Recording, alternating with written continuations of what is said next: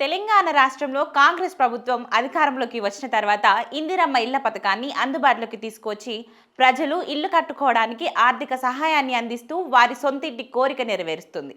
ఈ క్రమంలోనే తాజాగా ఇందిరమ్మ ఇళ్ల పథకం అమలుపైన తెలంగాణ డిప్యూటీ సీఎం బట్టి విక్రమార్క కీలక విషయాలను తెలిపారు.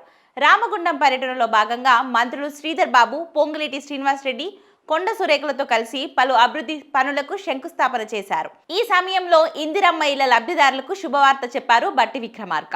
ఇందిరమ్మ ఇల్లు నిర్మించుకున్న వారు డబ్బుల కోసం నిరీక్షించవలసిన అవసరం లేదని, నిర్మాణ దశల వారీగా నిధులను నేరుగా వారి ఖాతాలోకి విడుదల చేస్తామని డిప్యూటీ సీఎం బట్టి విక్రమార్క పేర్కొన్నారు. ఇక వేగంగా పూర్తి చేసే నిధులు అంతే వేగంగా విడుదల పేదల వారికి సొంతింటి సౌకర్యం కల్పించడమే మన లక్ష్యంగా కాంగ్రెస్ ప్రభుత్వం ఈ పథకాన్ని రూపొందించిందని బట్టి విక్రమార్క అన్నారు. సొంత స్థలం ఉన్న లబ్ధిదారులకు ఇంటి నిర్మాణానికి ప్రభుత్వం 5 లక్షల రూపాయల ఆర్థిక సహాయం అందిస్తుందని, ఆయన ఇంటి నిర్మాణం ఎంత వేగంగా పూర్తి చేస్తే నిధులు అంత వేగంగా విడుదల చేయబడతాయని తెలిపారు.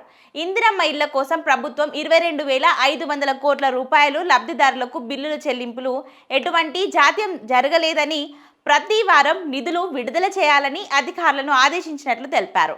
ఇక ఇందిరమ్మ ఇళ్ల బిల్లుల జారీలో జాప్యాన్ని పూర్తిగా నివారించాలని అధికారులకు దిశానిర్దేశం చేసి ఉప ముఖ్యమంత్రి బట్టి విక్రమార్క పేర్కొన్నారు. ఇప్పటికే మొదటి విడత ఇందిరమ్మ ఇళ్లకు ప్రతి నియోజకవర్గానికి 3,500 ఇళ్లను కేటాయించారు.